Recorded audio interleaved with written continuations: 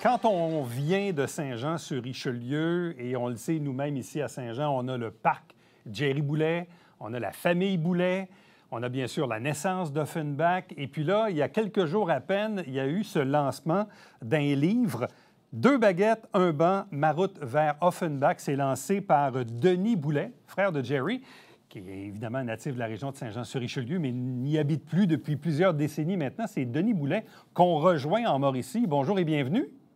Mais bonjour, ça me fait plaisir. Bon, d'ailleurs, Denis qui était présent dans le local à côté au Noise samedi en fin de semaine pour dédicacer les livres et tout ça. Donc, est-ce que ça faisait longtemps que vous étiez venu à Saint-Jean?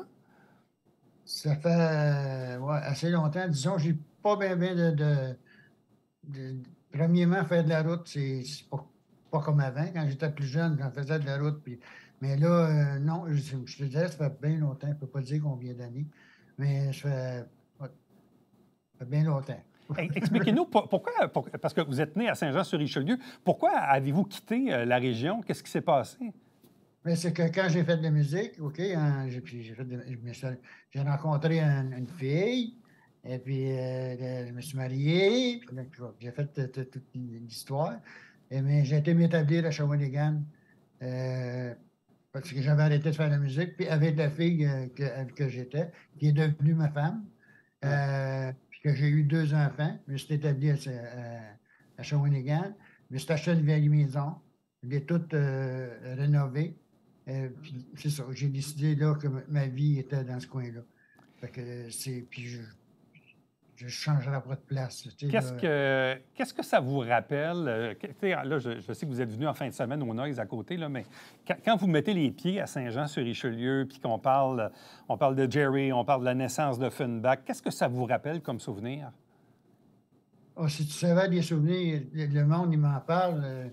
Mais moi, j'ai vécu dans ces souvenirs-là, puis ça sort des belles affaires. Tu sais, au bout de la ligne, c'est des beaux souvenirs.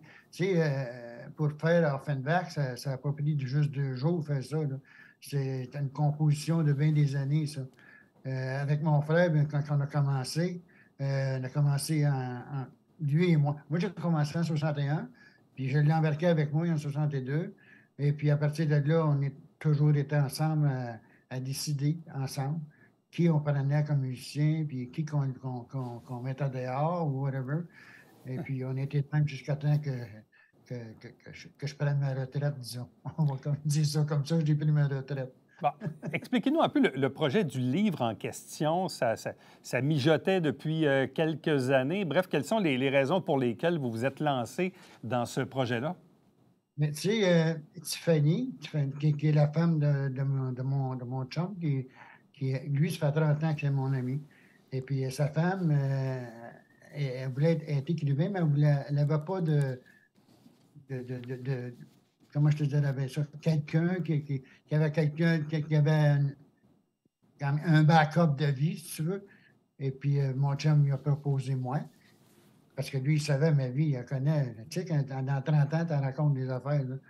Et puis, il y a la chose est partie par là. Et puis, c'est ça. Tiffany, elle, j'ai envoyé tous mes souvenirs, puis elle les Ouais. plaçait bien comme ça.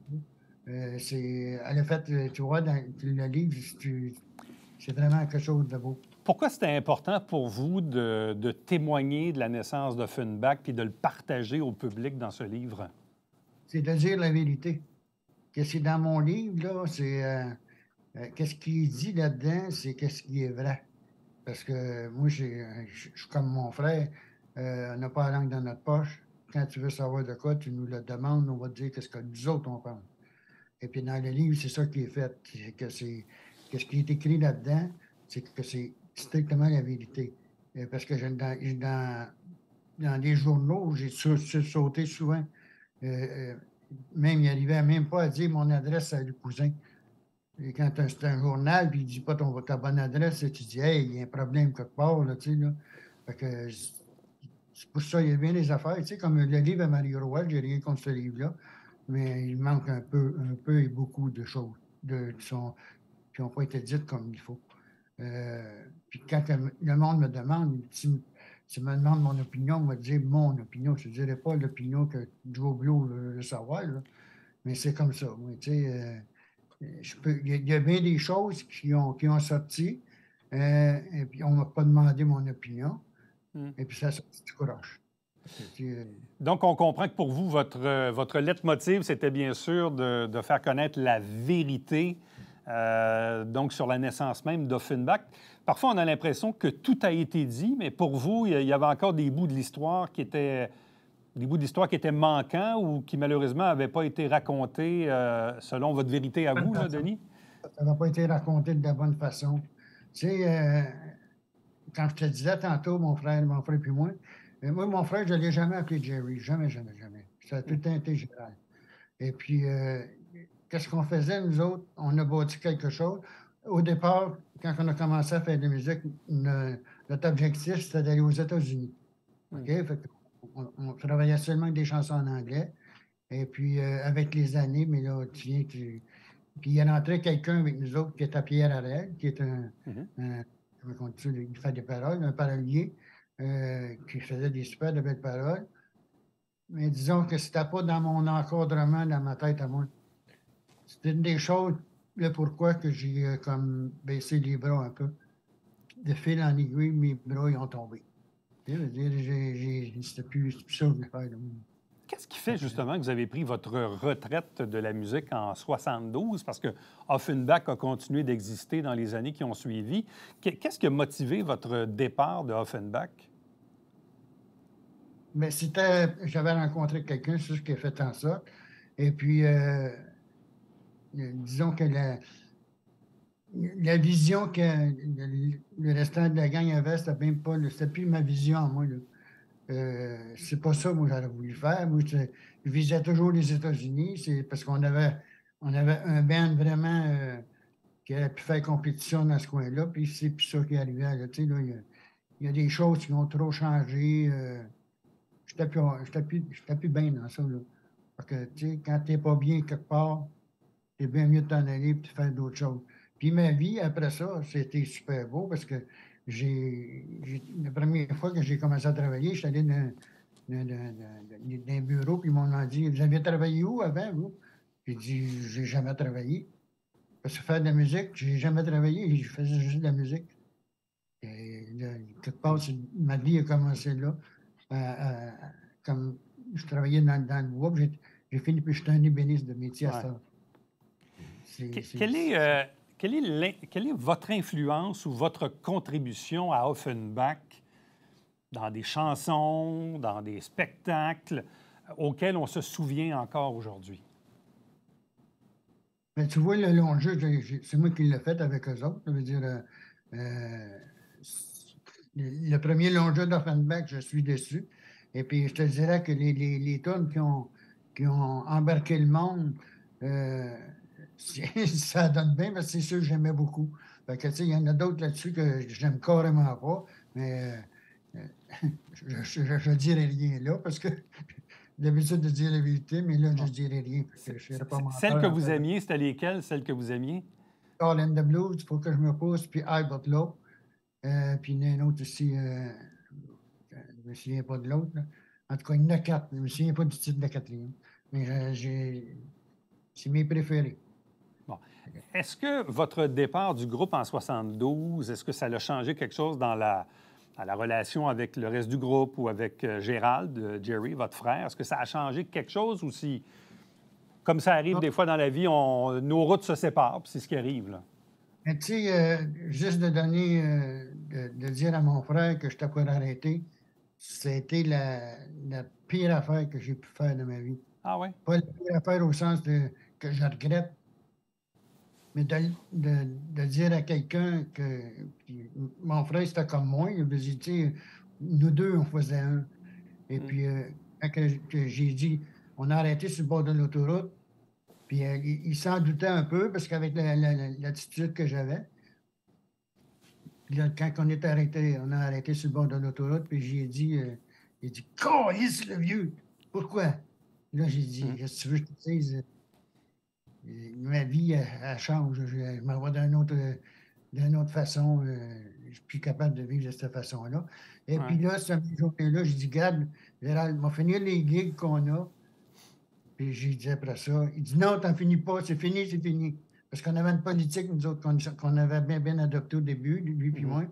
Si tu débattes, tu ne reviens plus. Fait que je savais quand il donnait ma notice que je ne reviendrais jamais. Fait que c'était quelque chose de beaucoup, beaucoup dans ma vie. De faire cette... C'est ça, cette affaire-là. Je m'en souviens.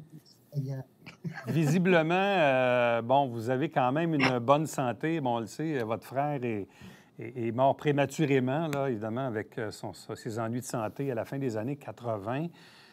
Qu'est-ce que vous retenez un peu de cette période-là ou du souvenir que vous avez de votre frère Gérald, de Jerry, d'Offenbach, de la manière dont ça s'est terminé et même poursuivi après, là, dans les années? Il y a eu même Martin Deschamps là, qui est venu donner un coup de main pour chanter. Qu'est-ce que vous retenez de cette période-là après votre départ? Après mon départ, moi, premièrement, j'ai été un laps de temps avec... qu'il y a eu un froid avec mon frère, tu sais, là... il n'a pas aimé ce shot-là. Tu sais, ma mère, c'était une rassembleuse. Fait que ma mère, elle avait arrangé un souper pour que, tu sais, que part de la gang se rassemble en même temps. Et puis, c'est spécial, pareil. Hein. Au bout il m'a déjà demandé, Gérald, quand il a fait son 40 ans de blues, il m'avait demandé d'aller jouer dans son... sur ces tonnes-là. J'avais dit oui, mais étant donné que je reste loin, pas trop, mais je reste loin, puis je n'étais pas accessible à aller là, c'est pour ça que j'ai rien fait avec ça.